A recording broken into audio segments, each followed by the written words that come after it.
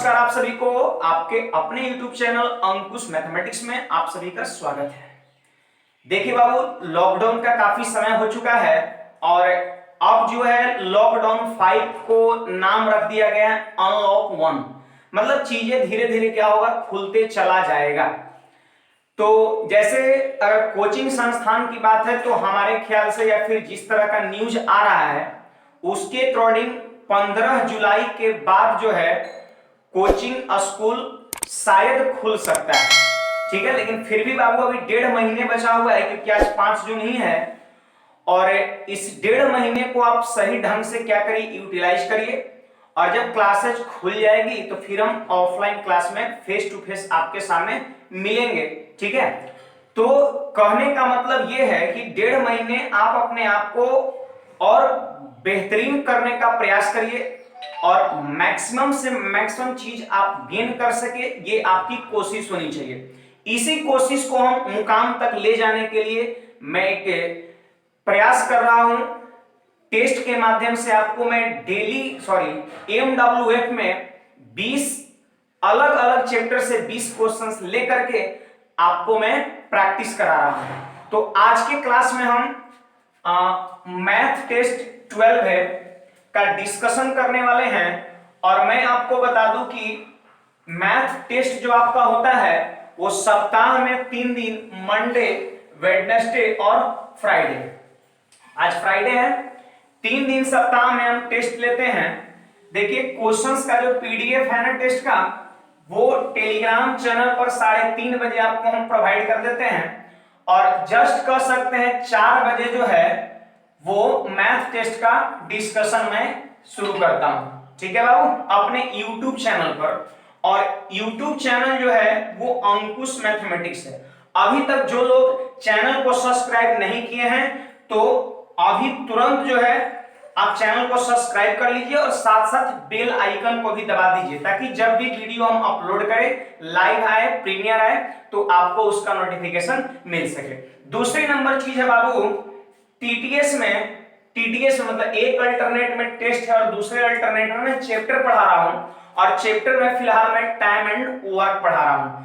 हर कह सकते हैं एक दिन में एक एक कंसेप्ट, एक एक टाइप टाइम एंड वर्क का क्लियर करते चल रहा हूं। ठीक है, तो आप इसे भी क्लास को देखते रहें, मिस ना करें और टेस्ट को भी आप रेगुलर रखें। ठीक है बाबू, तो चलिए ये सारा इंफॉर्मेशन आपको तो पता है ही, आप मैक्सिमम से मैक्सिमम लोग के बीच शेयर करिए ताकि अधिक से अधिक लोग जो है इसका फायदा उठा सके। ठीक है, मैं इसके प्रति बहुत मेहनत कर रहा हूं और इस मेहनत का कह सकते हैं लोग को ज्यादा से ज्यादा फायदा हो तो हमें भी अच्छा लगेगा। तो चलिए बिना देर किए हुए आज के क्लास को हम स्टार्ट करते हैं और जल्दी से अधिक लोग को जोड़िए, आप वीडियो को शेयर करिए ताकि अधिक से अधिक लोग अभी लाइव होकर के चीज को पढ़ सके। ठीक है, तो चलिए आज के पहले क्वेश्चंस की ओर बढ़ते हैं। जरा ध्यान दीजिएगा, ये रहा आज का पहला क्वेश्चन। देखिए बाबू, आज का पहला क्वेश्चन और ये आपका परसेंटेज चैप्टर से है। एक समूह में प्रत्येक व्यक्ति कॉफी या चाय दोनों चीजें पीते हैं। जैसे एक ग्रुप है और जिसमें कुछ लोग हैं और सारे व्यक्ति जो है वो चाय या कॉफी पीते हैं। मतलब एक भी बंदा ऐसा है जो ऐसा नहीं है जो दोनों चीज नहीं पीता है। हर व्यक्ति जो वहां उपस्थित है कुछ ना कुछ जरूर पीता है, या तो सिर्फ चाय पीता है या सिर्फ कॉफी पीता है या फिर दोनों चीजें पीता है।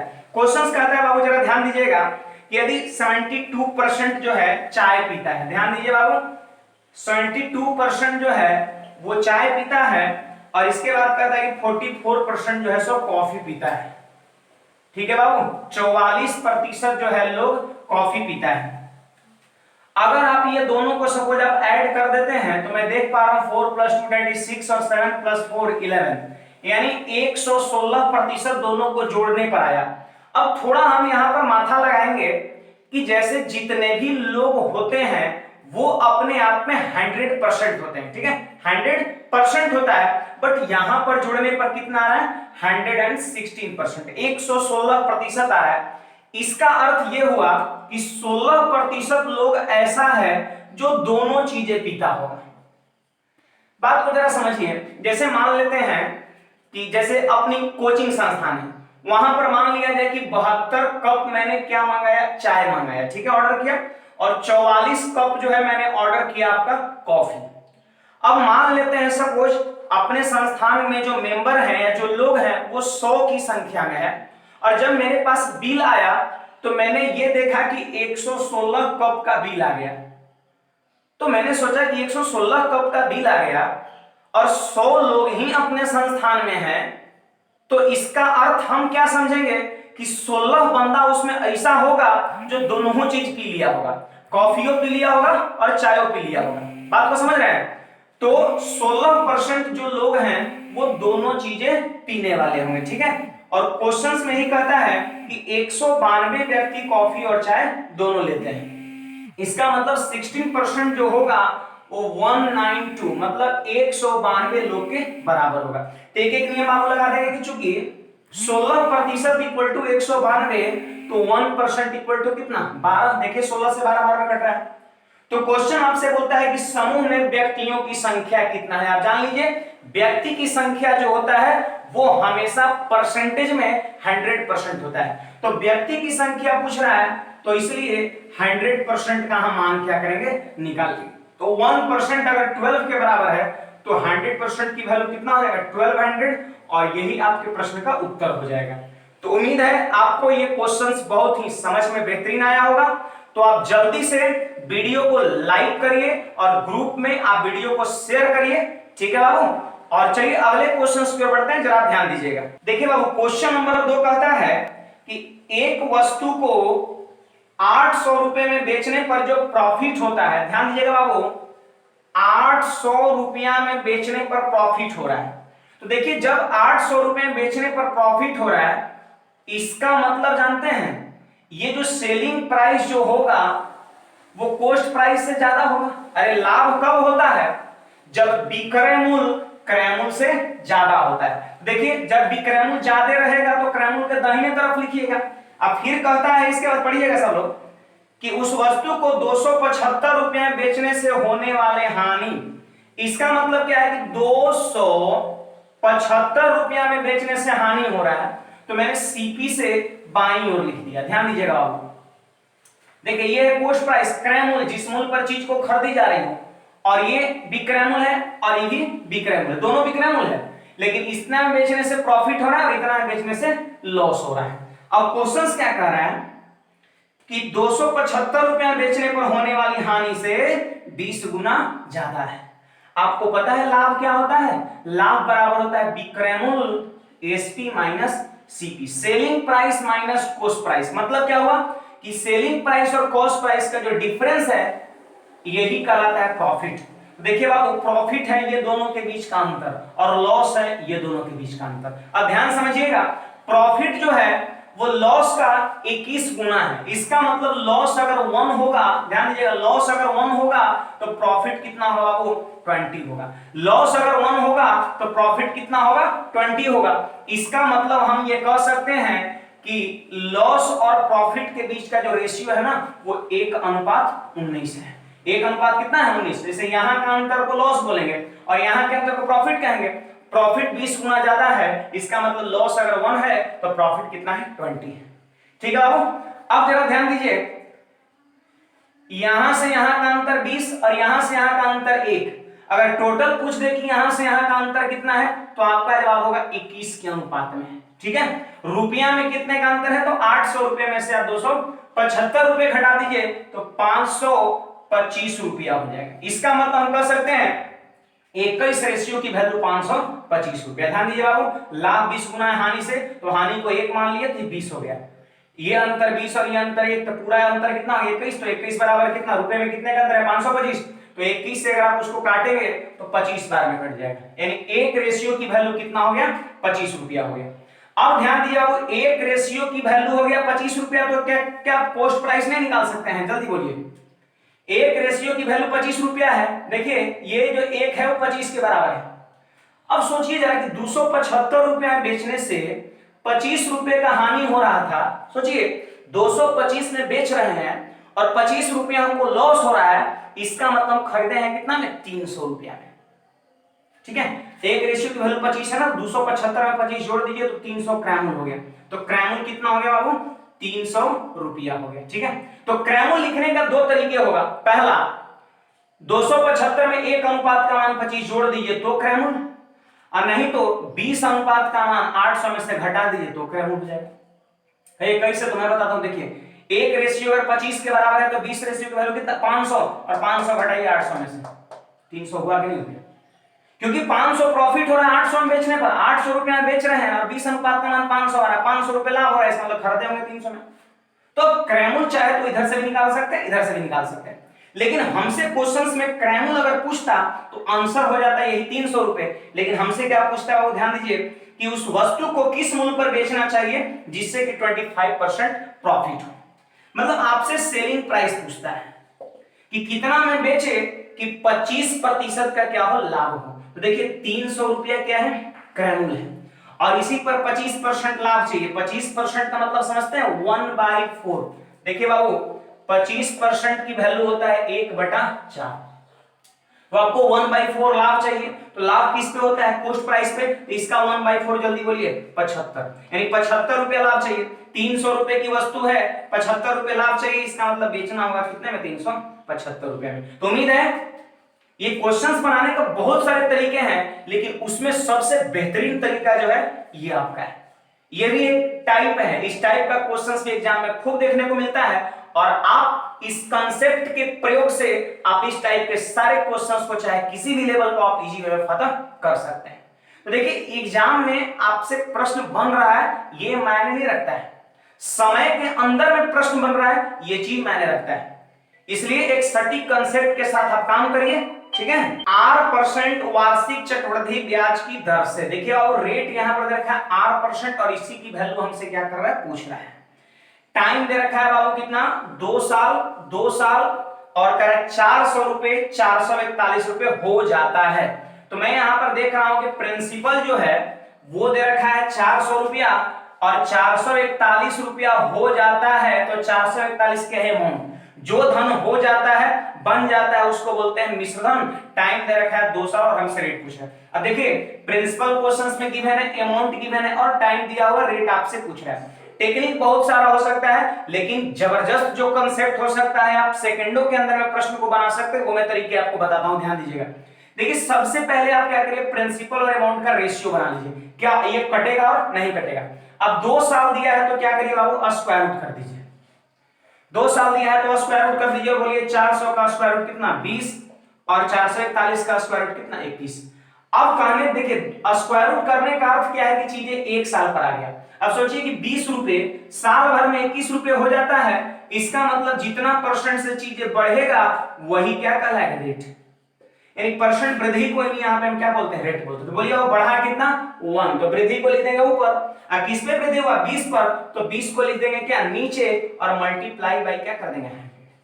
अब देखिए 20 से कट जाएगा 100 5 बार में, यानी 5% पर एनम आपके क्वेश्चन का आंसर हो जाएगा। तो आज के बाद आप ये चीज याद रखिएगा कि क्वेश्चन में प्रिंसिपल और अमाउंट दे दे, रेट हमसे पूछे तो आप समय को देखिएगा, अगर 2 साल है तो स्क्वायर रूट करिएगा, 3 साल है तो क्यूब रूट, अब बस परसेंट वृद्धि कर दीजिएगा, वही आपका क्या कहलाएगा? रेट कहलाएगा। देखिए अगर इसमें और सारी टाइप का अगर आपको कह सकते हैं गहन अध्ययन करना है तो मैं आपको कंपाउंड इंटरेस्ट का सारा टाइप पढ़ा चुका हूं यूट्यूब पे। आप चैनल के प्लेलिस्ट में जाइएगा और कंपाउंड इंटरेस्ट का 9 वीडियो मैंने दिया है कुल मिलाकर के। आप 9 वीडियो अगर आप देख लेते हैं तो कंपाउंड इंटरेस्ट का क्वेश्चन आपसे बनने लगेगा। ठीक है, चलिए आगे बढ़ते हैं। क्वेश्चन नंबर 4 देखिए बाबू, अभी जैसे डेली जो आप वीडियो देख रहे हैं शाम 4 बजे, ये आपका प्रीमियर है। देखिए 2 इसमें टाइप होता है, एक प्रीमियर होता है और दूसरा लाइव होता है। 2 तरह का स्कीम है। प्रीमियर में क्या होता है, जैसे हम वीडियो को क्या करते हैं, मॉर्निंग में ही रिकॉर्ड करके यूट्यूब पे अपलोड कर देते हैं, और ठीक 4 बजे क्या होता है, वीडियो आपका स्टार्ट हो जाता है। वहां पर आप क्या कर सकते हैं, आप लिख करके कर सकते हैं, रिटेन तरीके से आप चैट कर सकते हैं, और हम भी देखते होंगे रिटेन ही आपको रिप्लाई करते हैं। ठीक है, दूसरी नंबर चीजें होता है लाइव। लाइव में क्या है, आप जैसे रिटेन करके आप कमेंट करेंगे तो हम क्या करेंगे, उसको हम वहां पे कमेंट को पढ़ भी सकते हैं, और आपके सारे क्वेश्चंस का एट ए टाइम यहां पर हम बोर्ड पे रिप्लाई कर सकते हैं।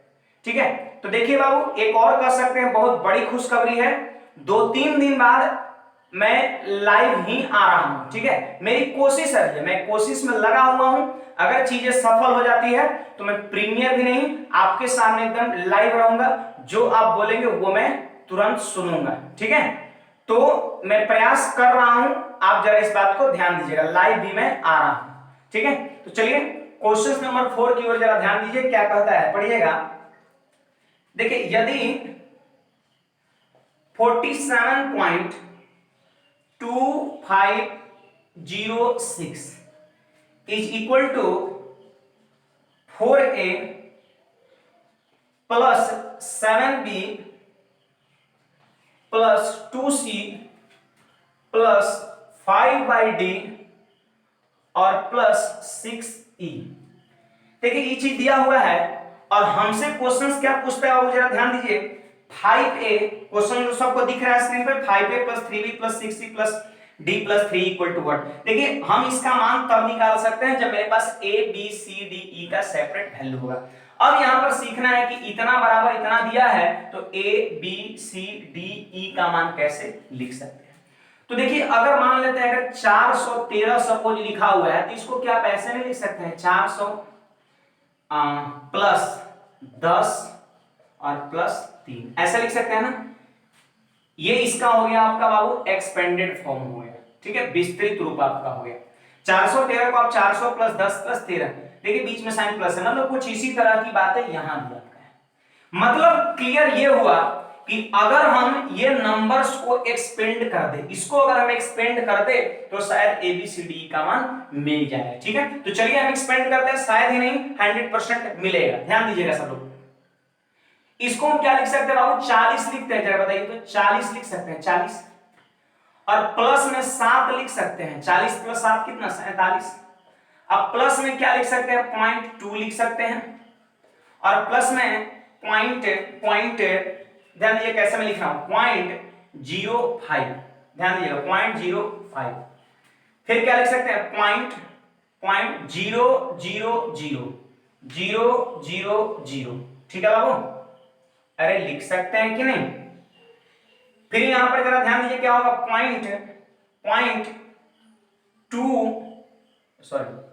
जीरो फिर 0 और 6। ठीक है, ध्यान दीजिएगा यहां पर 6 इसका लिखना तो क्या लिखेंगे, 0.0006।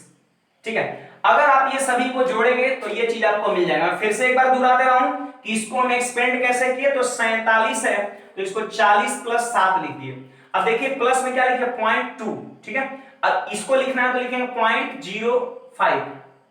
फिर क्या लिखेंगे, 0.000। फिर क्या लिखेंगे, 0.0006। ठीक है बाबू, ऐसे देखिए इसको मैं मिटा दे रहा हूं क्योंकि इसका कोई अर्थ नहीं है। ठीक है, 0 का कोई अर्थ नहीं है। अब देखिए हम चीज को समझ चुके हैं। देखिए और बेहतरीन समझाने के लिए मैं एक लाइन इसको और बढ़ा रहा हूं, ऐसे यहीं पर आंसर ये हो चुका है, एक लाइन में और बढ़ा रहा हूं। 4a है तो इसको हम क्या लिख सकते हैं, 40 को 4 गुना 10 लिख सकते हैं बाबू, बोलिए 10 लिख सकते हैं। और 4a और यहां 4 गुना 10, इसका मतलब a का मान कितना हो गया, 10 हो गया।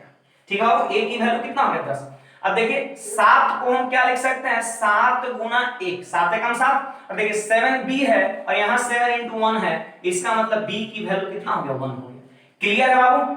अब देखिए प्लस इसको देखिए हम क्या लिख सकते हैं, 2 into 0.1 लिख सकते हैं। अरे 2 को जब 0.1 से गुना करेंगे 0.2।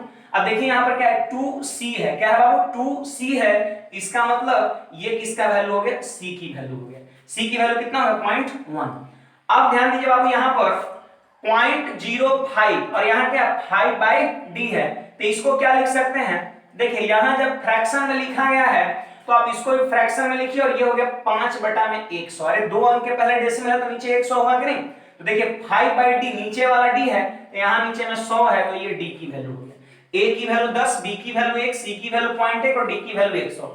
फिर देखिए आप प्लस में यहां पर ध्यान दीजिए, इसको आप क्या लिख सकते हैं, तो लिख सकते हैं 6 into, देखिए क्या लिखेंगे 0.0001। आप चाहे तो इसको इससे गुणा करके देख लीजिए आ जाएगा। तो क्या 6e है तो आपको लग रहा है कि इसका वैल्यू e होगा, अरे होगा कि नहीं। तो कहने का मतलब a का मान 10, b का मान 1, c का मान 0.1, d का मान 100 और e का मान इतना आ चुका है। उम्मीद है बाबू आपको समझ में आ रहा होगा। अब हमसे क्वेश्चंस क्या पूछता है जरा आप ध्यान दीजिए। क्वेश्चन में हमसे ही पूछता है, देखिए मैं लिख दे रहा हूं नीचे में कि 5a plus 3b plus 6c plus d और प्लस में क्या 3e, इसी की वैल्यू हमसे क्या कर रहा है, पूछ रहा है। तो अब कुछ नहीं, simply A B C D का मान यहां पर क्या करें, रख दे। चलिए बोलिए ए का मान 10 रखेंगे, 10 बचे 50। देखिए मैं यही मिटा मिटा के लिखते रहा हूं, 50 हो गया। बी का मान अगर 1 रखेंगे तो 3 एकम 3 हो जाएगा। अरे होगा कि नहीं। अब सी का मान 0.1 है, तो 0.1 को अगर 6 से गुणा करेंगे तो आपको कितना होगा, 0.6 होगा कि नहीं। अब d का मान कितना है, 100 है, तो मैं d के जगह पे क्या लिख दिया, 100 लिख दिया। और e का मान इतना है और इसमें 3 से गुणा करना है। तब बोलिए बाबू अगर इसमें 3 से गुणा करेंगे तो कुछ नहीं, यहां पर 3 हो जाएगा, यानी लिखेंगे 0.000 और 3। ठीक है, अब जोड़िए 100 और 50 यहां 150 और 3 53 हो गया, 153। देखिए कितना हो गया, 153 और पॉइंट में बाबू कितना हो गया, पॉइंट में कितना हो गया, तो 6.003। यही आपके क्वेश्चन का आंसर हो जाएगा। देखिए कौन सा ऑप्शन है, जरा जल्दी से बताइएगा सब लोग। 153 6003 यानी ऑप्शन नंबर कौन सा हो जाएगा, सी हो जाएगा। तो उम्मीद है आपको ये प्रश्न समझ में आया होगा। और ये देखिए बहुत पहले से क्वेश्चन पूछ रहा है और आज के एग्जाम में भी एसएससी इस प्रश्न को उठाया है। ठीक है, इसलिए इस पे विशेष ध्यान देना है। आइए बाबू क्वेश्चन नंबर 5। एक दूध वाला यह दावा करता है कि वह दूध को क्रयमूल्य पर बेचता है। देखिए यहां पर सीपी पर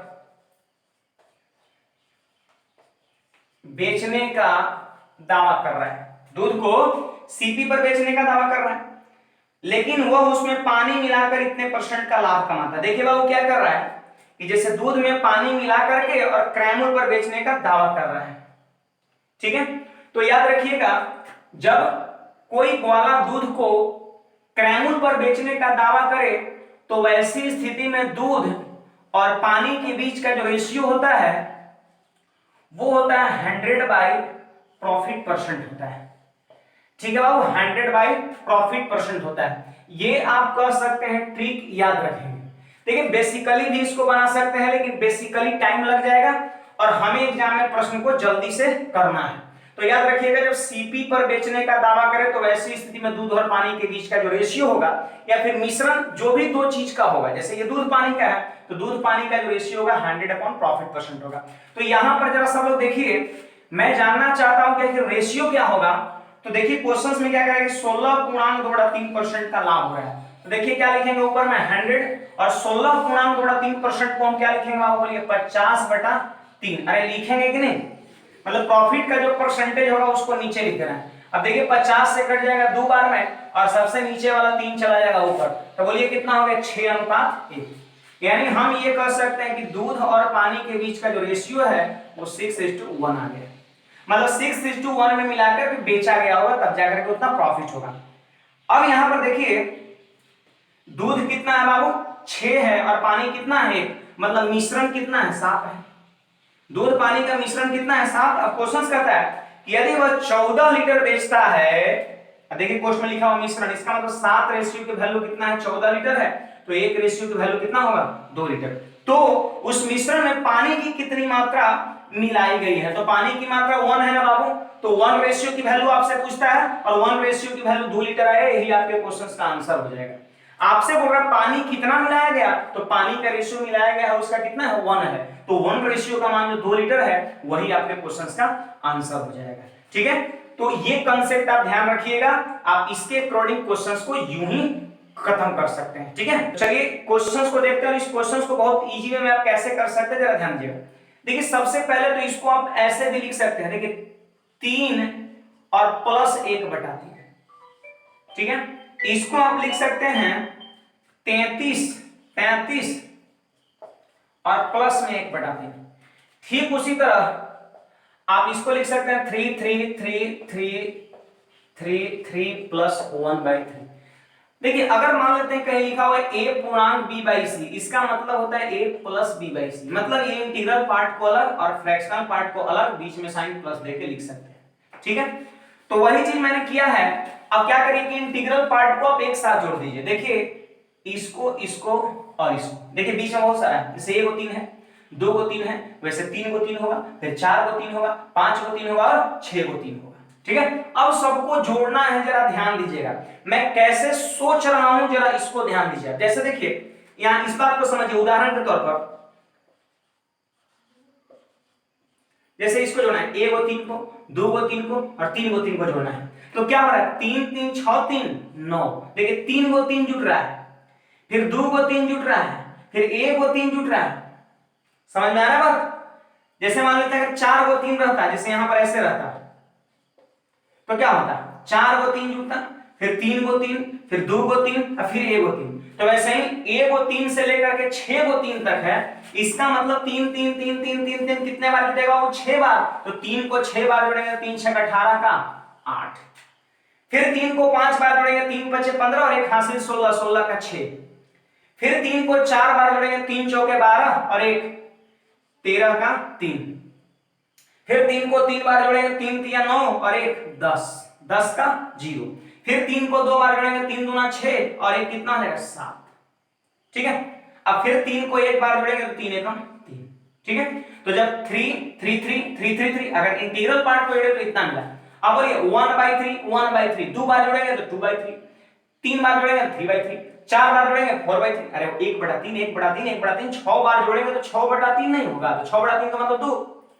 अब 2 इसमें आप जोड़ दीजिए तो 37 से 0 3 और 68 और 2 कितना 70। ये रहा आपके क्वेश्चन का आंसर, और इस तरीके से हम इस क्वेश्चन को बहुत आसानी से कर सकते हैं। देखिए बाबू कौन सा ऑप्शन होना चाहिए, ऑप्शन नंबर ए होना चाहिए। तो उम्मीद है आपको ये प्रश्न समझ में आया होगा। जैसे ही क्वेश्चन स्क्रीन पर दिखे आप फटाफट जो है आंसर आप लिखना शुरू कर दीजिए। देखिए सबसे पहली बाबू आपको पता होनी चाहिए कि प्रॉफिट जो होता है वो कैपिटल इनटू टाइम होता है, मतलब पूंजी गुना समय होता है। आपको ये बात पता होनी चाहिए। हमसे समय का रेशियो पूछ रहा है, समय का रेशियो हमसे पूछ रहा है, तो पूंजी जो गुणा में है उसको हम इस तरह भाग में कर सकते हैं, भाग में कर सकते हैं। तो यहां से क्या पता चला कि समय जो होता है वो प्रॉफिट अपॉन पूंजी होता है, कैपिटल होता है। लाभ में अगर पूंजी के रेशियो से भाग देंगे तो क्या मिल जाएगा, समय मिल जाएगा। तो हम यही करने वाले हैं, क्योंकि हमको क्या चाहिए, ए बी सी के बीच समय का रेशियो चाहिए। तो जब समय का रेशियो चाहिए तो ऊपर में लाभ लिखेंगे, नीचे पूंजी। तो सुनिएगा लाभ का अनुपात दिया हो कितना, 1:2:3, जैसे ए का लाभ, बी का लाभ, सी का लाभ। हमको समय का रेशियो लिखना है तो क्या करेंगे, लाभ में पूंजी से भाग देंगे। अब पढ़िए यहां पर कि तीनों का पूंजी कितना दिया है, तो पूंजी का रेशियो 3 4 2 है, तो यहां 3 से भाग, यहां 4 से भाग और यहां 2 से भाग। कुछ नहीं किया, सिंपली प्रॉफिट के रेशियो में पूंजी के रेशियो से कैपिटल के रेशियो से भाग कर दिए, समय का रेशियो मिल गया, यही हो गया। अब यहां पर हम देख पा रहे हैं कि क्या है, ये फ्रैक्शन है, भिन्न है। ऐसे 2 से ही कितने बार में कट रहा है, 2 बार में कट रहा है।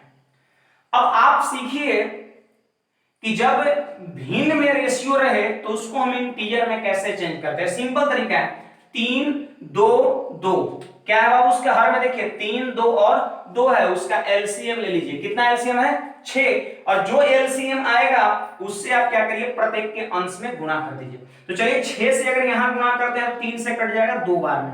ठीक है, 6 से अगर यहां गुणा करेंगे तो 2 से कट जाएगा कितने बार में, 3 बार में, फिर 2 से कटेगा 3 बार में, और 3 पहले से तो 3 3 9, और यही रहा आपके प्रश्न का उत्तर 2:3:9। कौन सा है बाबू, जरा देख के बताइए जल्दी से। 2:3:9 ऑप्शन नंबर ए हो जाएगा।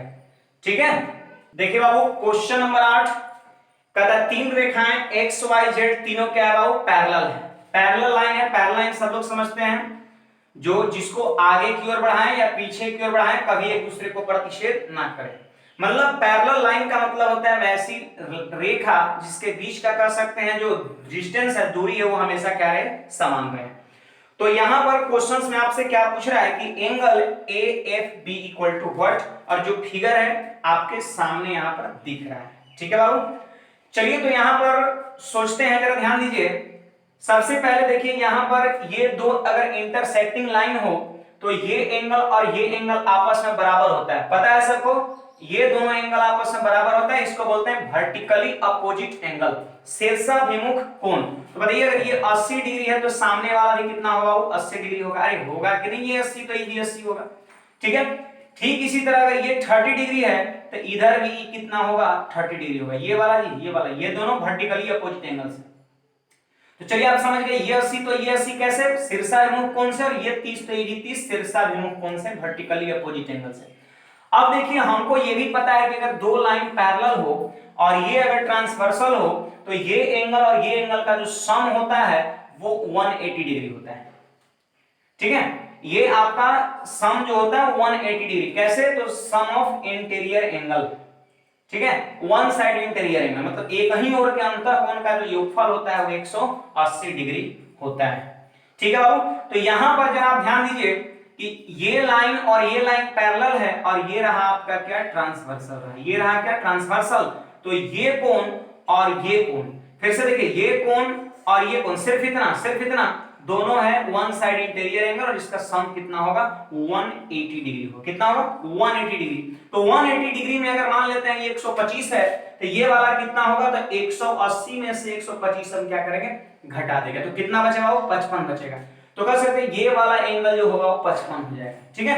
अब ध्यान दीजिए यहां पर मैं क्या कर रहा हूं आपको समझाने के लिए, जरा ध्यान दीजिएगा, आप जरा ध्यान समझिएगा।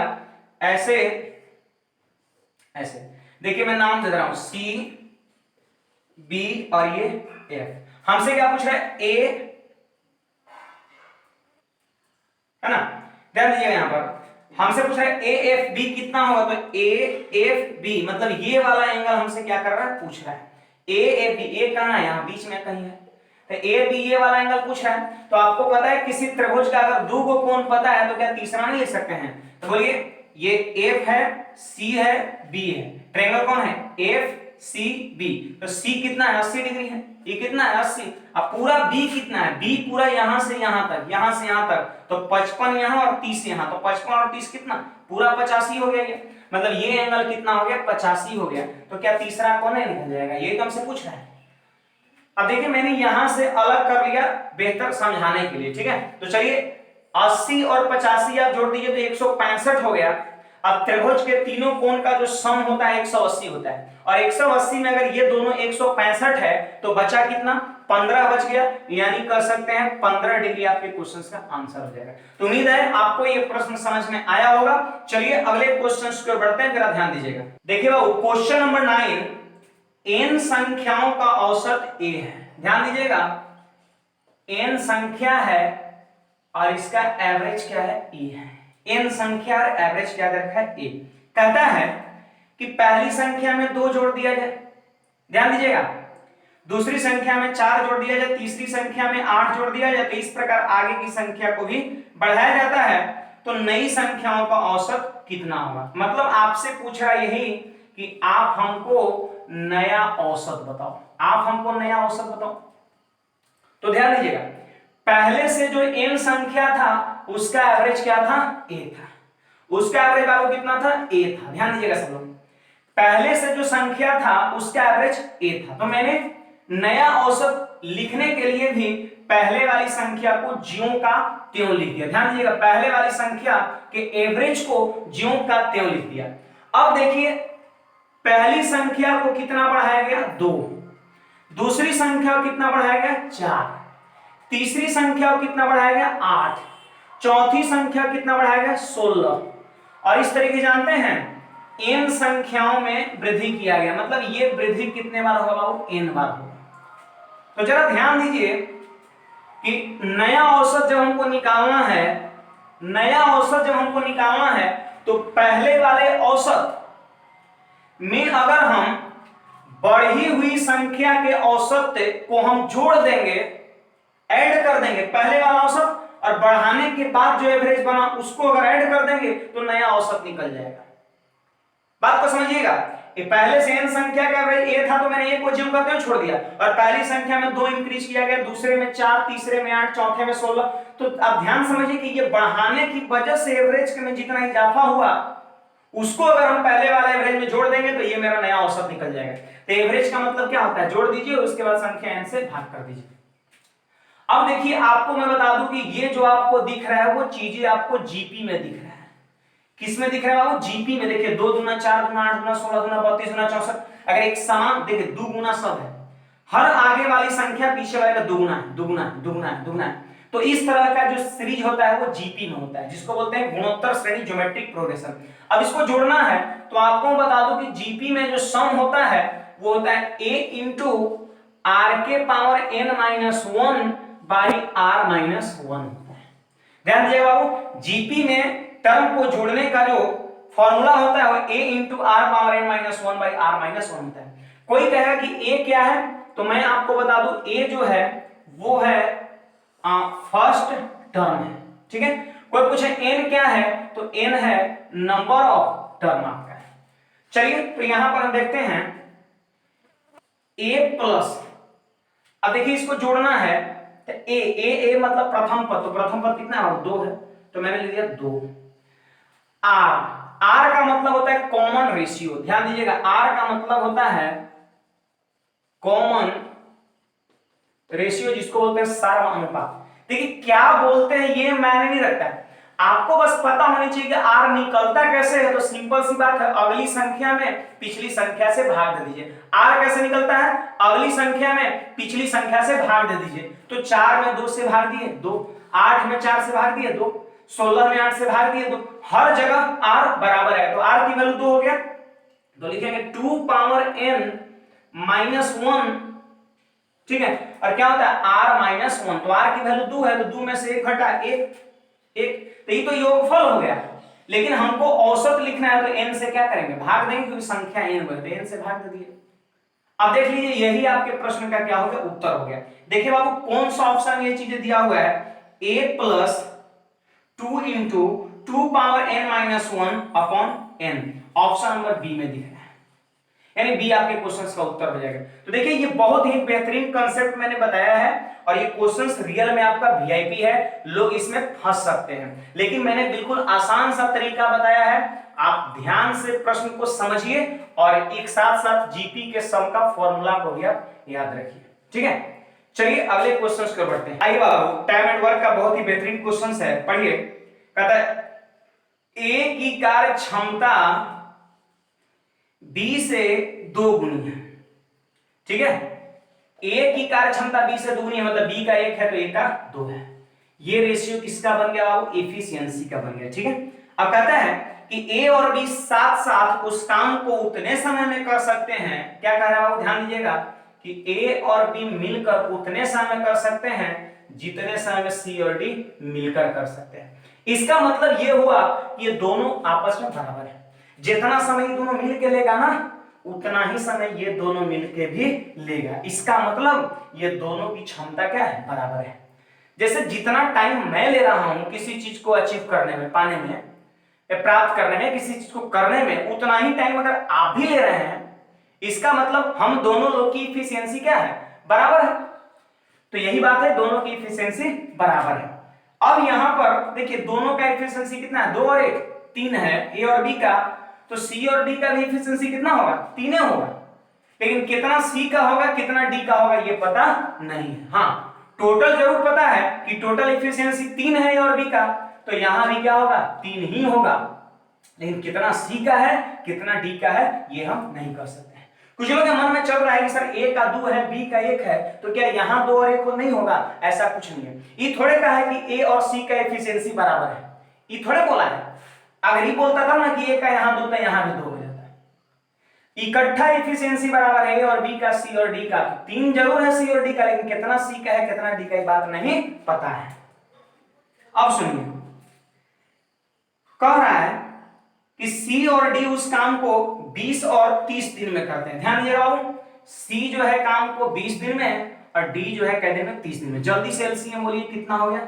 60, तो 20 दिया 60, 30 दूना 60, ठीक है। अब यहां पर क्वेश्चन क्या कहता है कि ए उस काम को कितने समय में करेगा। क्वेश्चन सही कर रहा है कि ए उस काम को कितने समय में करेगा। तो ध्यान दीजिए बाबू, यहां पर हम कह सकते हैं कि सी और डी का टोटल एफिशिएंसी कितना हो गया? अरे जोड़िए ना, 5 हो गया। तो हम यहां पे लिख सकते हैं कि a प्लस बी बराबर कितना? 5। ए और बी का जो टोटल एफिशिएंसी है 5 है, जिसमें रेशियो है 2:1। तो हमसे क्या पूछता है, किसका समय हमसे पूछता है बाबू, ए का समय पूछता है। ध्यान दीजिए कि ए का समय हम कैसे निकालेंगे। तो बोलिए टोटल काम कितना है, 60 है। टोटल काम कितना करना है, 60 करना है। तो अगर ए के एक दिन के काम से हम 60 में भाग कर देते हैं तो टोटल वर्क निकल जाएगा। अब ध्यान दीजिए कि आखिर ए का एफिशिएंसी है कितना। तो देखिए टोटल एफिशिएंसी कितना है, 5 है। ए और बी दोनों का एफिशिएंसी कितना है, 5 है। लेकिन 5 में ए का कितना है, तो कहेंगे 2/3। 5 में ए का कितना है, तो 2/3 है। देखिए अगर जैसे 5 को अगर इस रेशियो में बांटना हो, तो अगर ए का रेशियो लिखना है, ए का हिस्सा लिखना है, तो ए का रेशियो को लिखते हैं ऊपर और नीचे में लिखते हैं दोनों जोड़ के। तो बोलिए कितना हो गया, 10/3। तो 10/3 हो गया ए का एफिशिएंसी। एफिशिएंसी का मतलब होता है एक दिन का काम। और बोलिए कि एक दिन के काम से अगर हम टोटल काम में भाग देते हैं, तो देखिए 10 से कटा 6 बार और 3 जाके ऊपर गुना हो जाएगा, यानी 18 दिन जो है ए का समय हो जाएगा। देखिए बाबू क्वेश्चन कहता है नीचे दिए गए 6 सेंटीमीटर त्रिज्या वाले वृत्त का व्यास। देखिए बाबू एक बड़ा सा सर्किल है और इसका त्रिज्या कितना है, 6 है। तो त्रिज्या अगर 6 है तो पूरा व्यास कितना होगा, 12, क्योंकि व्यास त्रिज्या का डबल होता है। यानी हम बोल सकते हैं PS इक्वल टू कितना, 12 सेंटीमीटर। पूरा यहां से यहां तक कितना होगा, 12 हो जाएगा।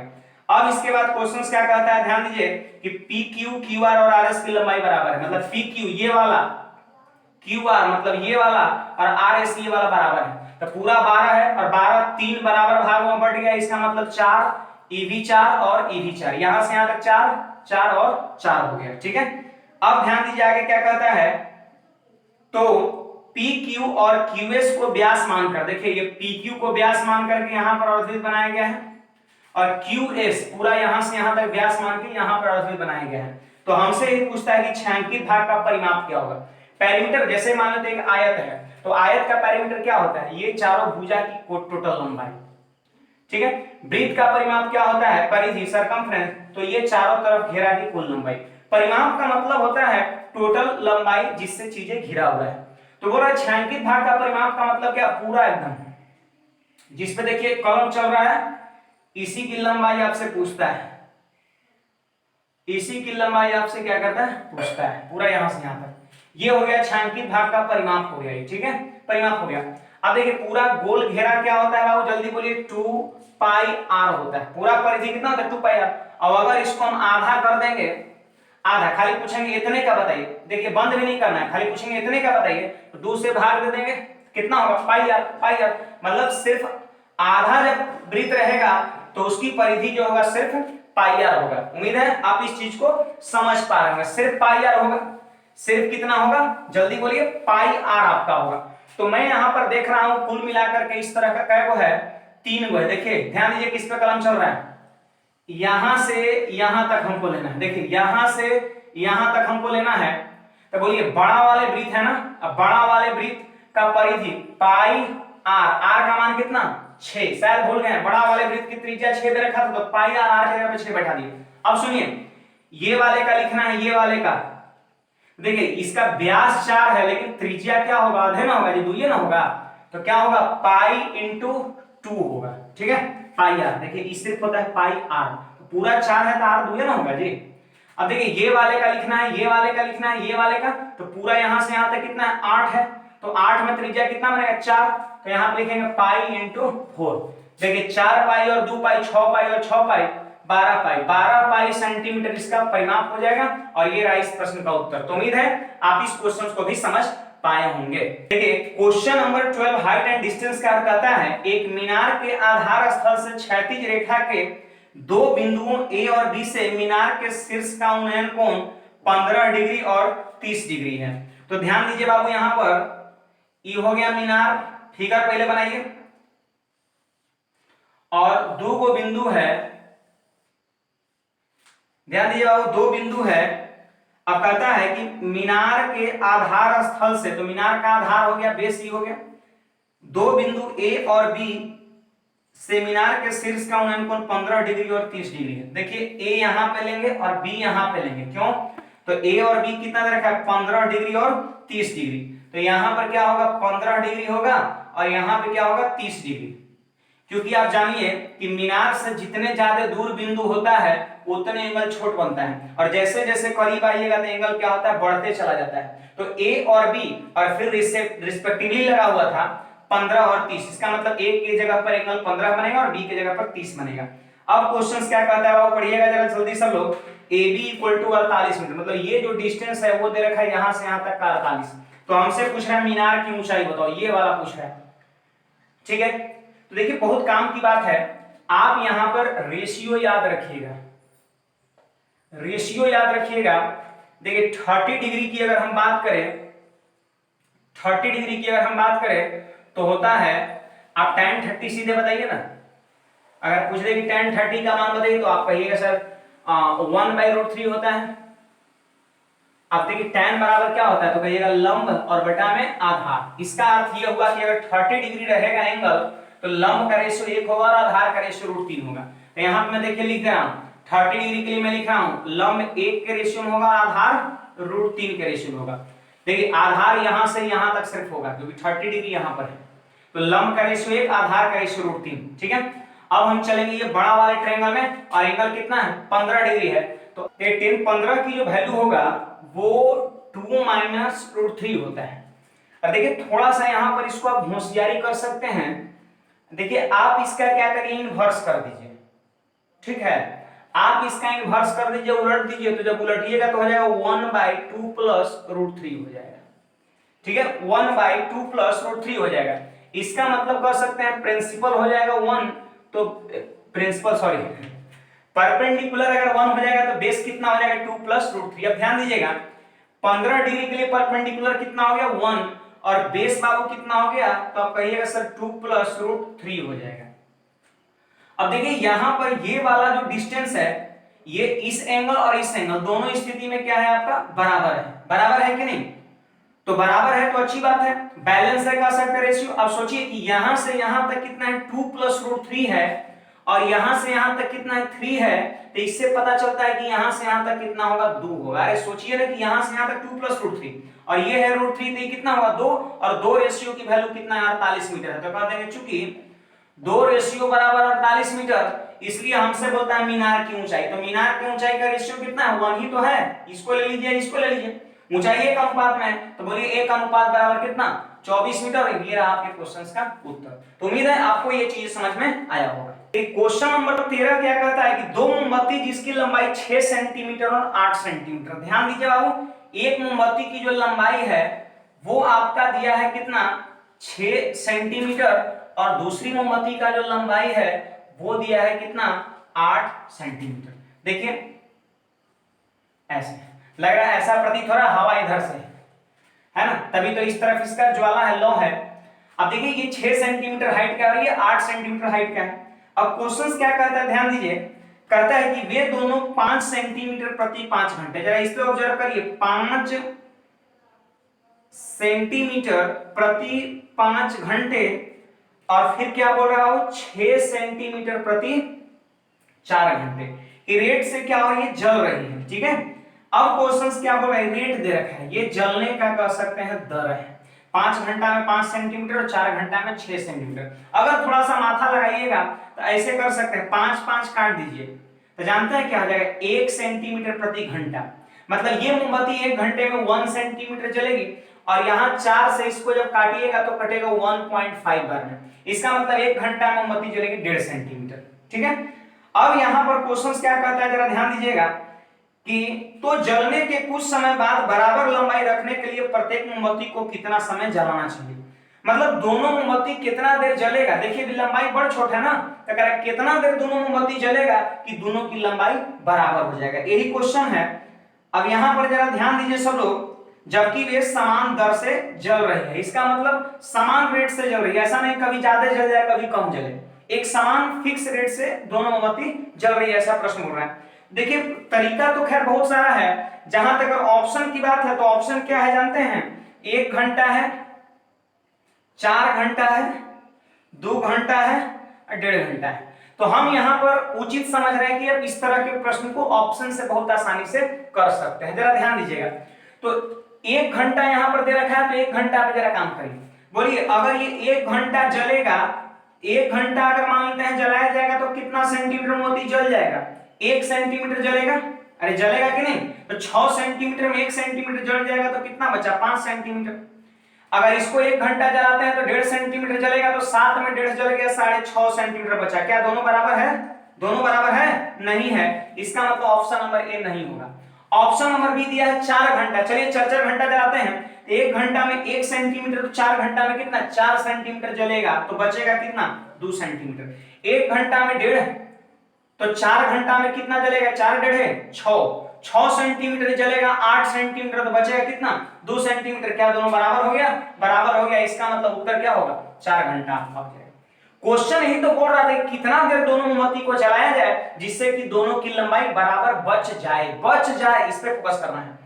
तो अगर हम 4 घंटे दोनों मोमबत्ती को जलाते हैं तो उसके बाद जो मोमबत्ती की हाइट बचेगा वो बराबर बचेगा। देखिए 1 घंटा में 1 सेंटीमीटर, तो 4 घंटा में 4 सेंटीमीटर जल जाएगा, तो बचेगा कितना?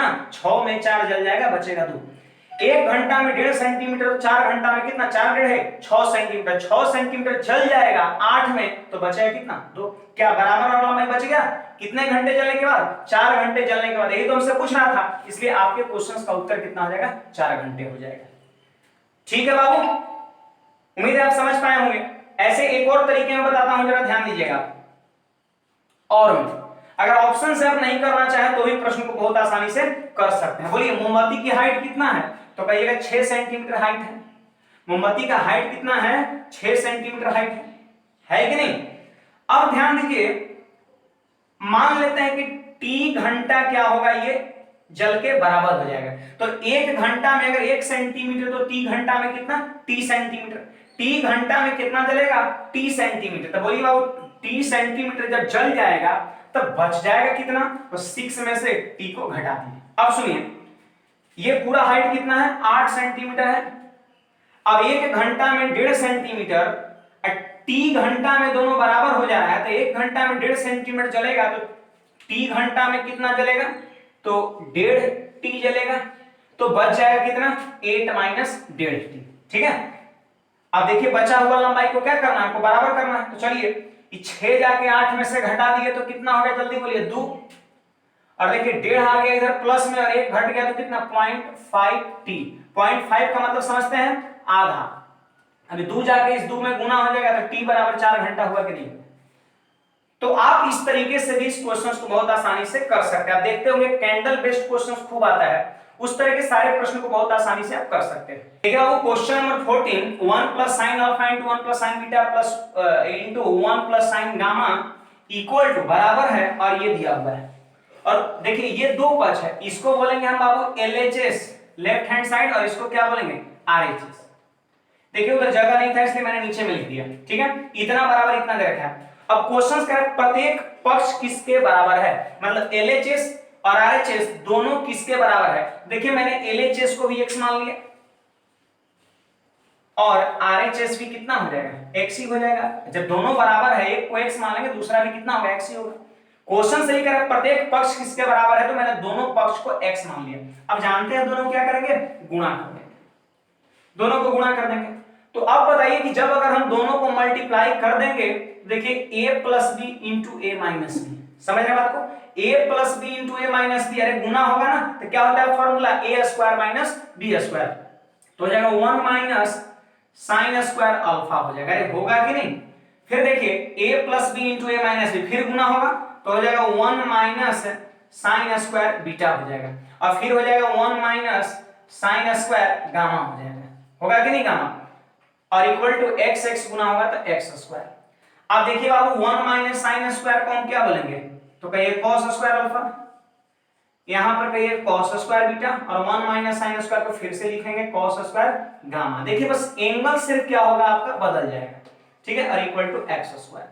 अब स्क्वायर को इस तरफ हम रूट में लाएंगे तो x की वैल्यू हो जाएगा प्लस माइनस क्या होगा? cos अल्फा, cos बीटा और cos गामा। यही आपके प्रश्न का उत्तर हो जाएगा। देखिए एक साइड से स्क्वायर जब दूसरे साइड जाता है तो प्लस माइनस साइन दोनों छोड़ता है। मान लेते हैं कोई ऑप्शन में प्लस माइनस साइन नहीं होता, तो फिर ऐसी स्थिति में आंसर सिर्फ पॉजिटिव हो जाता है। उम्मीद है आपको ये प्रश्न समझ में आया होगा। देखिए बाबू 15 नंबर क्या कहता है, जरा ध्यान दीजिएगा कि ए और बी का एचसीएफ कितना है, 12 है। एचसीएफ दे रखा है 12 है, और फिर कहता है कि ए सबसे बड़ा है ना, A greater than B greater than 12। इसका मतलब क्या है कि ए और बी का एचसीएफ 12 है, और ए और बी जानते हैं क्या है, 12 से भी बड़ा है। तो आपसे यही पूछता है कि ए और बी का न्यूनतम मान क्या होगा। क्वेश्चन सही कह रहा है कि ए कॉमा बी का मिनिमम मान क्या होगा। तो देखिए एचसीएफ अगर 12 है, इसका मतलब जो दोनों संख्या होगा वो 12 का कोई ना कोई मल्टीपल होगा, और छोटा से छोटा कह रहा है तो 12 का मल्टीपल छोटा छोटा क्या होगा, 12 एकम 12, 12 दो 24, 12 3 36, 12 चौका 48, यही ना 12 का मल्टीपल है। लेकिन 12 से क्या है, ये बड़ा है। इसका मतलब 12 एकम 12, तो 12 दूना 24 होगा, और 12 तिया 36 होगा। क्योंकि देखिए ये दोनों का एचसीएफ भी 12 होना चाहिए, और 12 से बड़ा होना चाहिए, और इससे भी बड़ा होना चाहिए। तो उम्मीद है आप समझ चुके कि ए का मिनिमम वैल्यू 36, ए का मान 36 और बी का मान 24, और यही 36 और 24 आपके क्वेश्चन का राइट आंसर हो जाएगा। ए और बी का मिनिमम मान पूछ रहा है, तो 36 और 24 से और छोटा नहीं हो सकता है। एचसीएफ भी तो 12 होना चाहिए, 12 से दोनों कटना भी तो चाहिए, और 12 से बड़ा भी होना चाहिए। तो 12 से कटे भी और 12 से बड़ा भी हो तो क्या होगा, 12 एकम 12 तो होगा नहीं, 12 गुना 24 होगा, और 12 तिया 36, तो ए का मान 36, बी का मान 24, 36 24 आपके प्रश्न का उत्तर हो जाएगा। और उम्मीद है आपको ये क्वेश्चन बहुत ही बेहतरीन समझ में आया होगा। चलिए अगले क्वेश्चन पर बढ़ते हैं, जरा ध्यान दीजिएगा। देखिए बाबू एक अलजेब्रा का बहुत ही बेहतरीन क्वेश्चन और बिल्कुल लेटेस्ट क्वेश्चन है। ये आपका एसएससी कर सकते हैं, 2-3 साल पहले से प्रश्न पूछना शुरू किया है। x की वैल्यू 11 दे दिया है, और x की वैल्यू खास बात ये है कि x का मान 11 दे दिया है, तो यहां पर कोएफिशिएंट एक ज्यादा रहेगा, 12 12 12 12। ठीक है, तो इस प्रश्न को हम कैसे करेंगे, तो जरा देखिए सबसे पहले समझिए, समझ जाएंगे तो क्वेश्चंस को यूं ही आप कर सकते हैं। देखिए इसको हम क्या करेंगे, ज्यों का त्यों लिख देंगे, और 12x पावर 4 है, इसको ऐसे लिख सकते हैं 11x पावर 4 और -x पावर 4, ये जोड़ के देख लीजिए 12 हो जाएगा। फिर यहां पर 12 है, तो फिर से इसको लिखेंगे 11x³ और +x³। आप जोड़ के देख लीजिए 12x³ पूरा हो जाएगा। मतलब क्या करना है, x की वैल्यू 11 है ना, तो सबको 11 के मल्टीपल में लिख देना है, और जो बचेगा उसको साइड में। अब देखिए -12x² है, तो लिखेंगे -11x² और -x²। आप जोड़ के देख सकते हैं तो -12 पूरा हो जाएगा। फिर प्लस में 12x है, तो इसको लिखेंगे 11x और +x, और फिर लिखेंगे -5। ठीक है बाबू, अब यहां पर ध्यान से सब लोग समझिएगा, x का मान जो 11 है उसको हम क्या करने वाले हैं, पुट करने वाले हैं। x का मान 11 जो है पुट करने वाले हैं, और उत्तर हो गया 11 में से 5 घटेगा 6 आपके प्रश्न का उत्तर है। सोच लेंगे इतना जल्दी कैसे, तो ध्यान दीजिए आप जरा, x की वैल्यू 11 रखेंगे तो 11 कै गो, 5 गो। यहां देखिए x का मान 11 रखेंगे तो 11 कै गो, 4 गो, और एक बगल में 11 है 5 गो, तो 5 गो 11, यहां 5 गो 11, प्लस माइनस में कट नहीं जाएगा, जल्दी बोलिए। x का मान 11 जब यहां रखेंगे तो 11 पावर 4, 11 कितना गो, 4 गो, माइनस में, और ध्यान दीजिए 11 3 को यहां और 1 को यहां, तो 11 4 को किसमें हुआ, प्लस में, और यहां 11 4 माइनस में, खत्म हो गया। यहां भी प्लस में माइनस में खत्म हो गया, यहां भी प्लस में माइनस में खत्म हो गया। तो आज के बाद आपको याद रखना है कि जब भी ये टाइप का प्रश्न आए तो सिंपली x का मान 11 रहेगा तो 11 के फॉर्म में तोड़ लेंगे, और शुरू से दो, जैसे ये दो, ये दो, ये दो और ये दो का मान कितना है, 0 0 0 0, क्योंकि प्लस माइनस में खत्म हो जाता है। आंसर डिपेंड करेगा सिर्फ इतना पर, तो x का मान अगर हम 11 बैठा देते हैं, 5 घटेगा तो कितना, 6। अगर यहाँ पे 4 रहता तो 11 में से 4 घटेगा 7। मतलब ऐसा नहीं कि 2 टर्म 0 तो यहाँ भी 2 टर्म 0, नहीं, लास्ट वाले को आपको देखना है, क्योंकि उसी पर प्रश्न का आंसर डिपेंड करेगा। तो उम्मीद है आपको यह प्रश्न समझ में आया होगा। चलते हैं अगले प्रश्न की ओर, ध्यान दीजिए। देखिए वो 17 नंबर क्वेश्चन लॉग का है, और आपको नियम पता होनी चाहिए कि जब लॉग के बीच में साइन प्लस हो तो सारे वैल्यू को हम गुना कर देते हैं। तो देखिए वैल्यू में क्या है, a² बटा bc, b² बटा ac और a² बटा ab। ठीक है बाबू, फिर से मैं बोल रहा हूं, लॉग लॉग लॉग, अगर बीच में साइन प्लस हो तो सारे डाटा को हम गुणा कर देते हैं। देखिए ऊपर में क्या होगा, जरा ध्यान दीजिए। देखिए थोड़ा सा एक जगह इधर है, यहां पर c² होना चाहिए, ठीक है, यहां पर c² ab होना चाहिए। थोड़ा सुधार लीजिएगा सब लोग, पीडीएफ में भी सुधार लेना, c² ab होगा। अब सुनिए बाबू जरा ध्यान दीजिए, यहां पर कटेगा तो a 2 गो ऊपर है, देखिए 2 गो नीचे खत्म, b 2 गो ऊपर है, नीचे में 2 गो भी खत्म, c ऊपर में 2 गो है, नीचे भी खत्म हो गया। यानी आपका कितना हो गया log 1, और log 1 की वैल्यू कितना होता है 0 होता है। log 1 की वैल्यू कितना होता है 0, यानी आपके क्वेश्चन का आंसर डी हो जाएगा। देखिए बाबू क्वेश्चन नंबर 18 कहता है एक वर्ग की भुजा 16 सेंटीमीटर। ध्यान दीजिएगा बाबू, एक स्क्वायर है और इसकी भुजा कितना दिया है 16 सेंटीमीटर। कहता है कि तथा वर्ग के भुजाओं के मध्य बिंदु को मिलाकर अनंत वर्ग बनाया जाता है। सबसे पहले तो आप याद रखिए किसी भी स्क्वायर के चारों साइड के मिड पॉइंट को अगर हम मिला देंगे, मिड पॉइंट को अगर हम मिला देंगे, मिड पॉइंट को अगर हम मिला देंगे तो वह कहलाएगा आपका क्या, वर्ग कहलाएगा। क्या कहलाएगा वो, वर्ग कहलाएगा आपका। ठीक है, यहां पर देखिए एक वर्ग कहलाएगा, और हमसे क्वेश्चन क्या पूछ रहा है कि अनंत वर्ग बनाया जाता है। फिर से क्या करना है, फिर से एक बार क्या करना है, मिड पॉइंट को मिला देना है, फिर वर्ग बन गया। फिर ऐसे ही अगर मिलाइएगा तो फिर वर्ग बनेगा। ऐसे आप जिंदगी भर मिलाते रह सकते हैं, अनेकों वर्ग आपका बनेगा, अनंत वर्ग बनेगा। तो क्वेश्चन क्या करता है कि इस प्रकार बने प्रत्येक वर्ग का टोटल एरिया क्या है, यानी कह सकते हैं अनंत जो वर्ग बनेगा सबका टोटल क्षेत्रफल कितना है। तो सबसे पहले बताइए एरिया जो होता है वो होता है side square, area of a square equal to a square. तो बोलिए बाबू सबसे बड़ा वाला वर्ग की भुजा 16 है, तो क्षेत्रफल 16 का स्क्वायर कितना 256 हो जाएगा। ठीक है, अब एक बात याद रखिएगा, किसी भी वर्ग के चारों भुजा के मध्य बिंदु को मिलाने से जो वर्ग बनता है उसका क्षेत्रफल पहले वाले वर्ग के क्षेत्रफल का आधा होता है। कितना होता है, आधा। इसे याद रखिए क्षेत्रफल क्या होता है, आधा होता है। तो बोलिए इसका वाला क्षेत्रफल 16 का स्क्वायर कितना होगा, वो जरा ध्यान दीजिए 256 हो जाएगा। अगर अंदर में ये जो बना है इसका क्षेत्रफल कितना होगा, तो आधा हो जाएगा 128 हो जाएगा। फिर अंदर में ये जो बना है इसका कितना होगा, तो 128 का आधा कितना हो जाएगा 64, और प्लस ये चीजें कितने बार जाएगा, अनंत बार जाएगा। और इसी को क्या करना है, जोड़ना है। तो आप ये बात भी थोड़ा जान लीजिए कि s इंफिनिटी इक्वल टू होता है a बाई 1 माइनस आर होता है। a by 1 minus r, sum of infinity terms a by 1 minus r. देखिए a का मतलब क्या है, तो 256। देखिए अभी कुछ प्रश्न पहले मैंने ये चीज बताया था a और r क्या होता है, तो a पहला टर्म लिख दिया और 1 माइनस आर। r कैसे निकाला जाता है, तो r निकालने का तरीका क्या है कि अगला संख्या में पिछली संख्या से भाग दीजिए। तो 128 में अगर 256 से भाग देंगे तो आएगा 1/2। ठीक है, तो बोलिए 1 में से 1/2 घटेगा तो 1/2, 2 चल जाएगा ऊपर, 256 का डबल 512, यानी 512 कह सकते हैं सेंटीमीटर स्क्वायर जो है आपके क्वेश्चन का आंसर हो जाएगा। तो उम्मीद है आपको ये प्रश्न समझ में आया होगा। देखिए बाबू क्वेश्चन नंबर 19, इस तरह के प्रश्न में हम लोग मिनिमम पावर, बोलिए सबसे छोटा पावर कौन है, तो कहिएगा 2 के पावर 71 है। तो सबसे मिनिमम पावर वाले टर्म को हम कॉमन कर लेते हैं। तो बताइए, तो पूरा बाहर हो गया तो 1 बच गया, और 2 के पावर 71 को कॉमन कर लेंगे और है 72 तो पावर 1 बच जाएगा। 73 में 71 कॉमन कर लिए तो पावर 2 बच जाएगा, और 74 में 71 पावर कॉमन कर लिए 2 के पावर 3 बच जाएगा। ठीक है, अब यहां पर ध्यान दीजिए जरा, ये 2 के पावर 3 कितना 8, और 4 12, और 2 14, और 1 15, यानी 2 के पावर 71 और गुणा में कितना हो जाएगा आपका 15 हो जाएगा। ठीक है बाबू, अब इसका कह सकते हैं ये सिंपलेस्ट फॉर्म है, छोटा रूप है, लघु रूप है।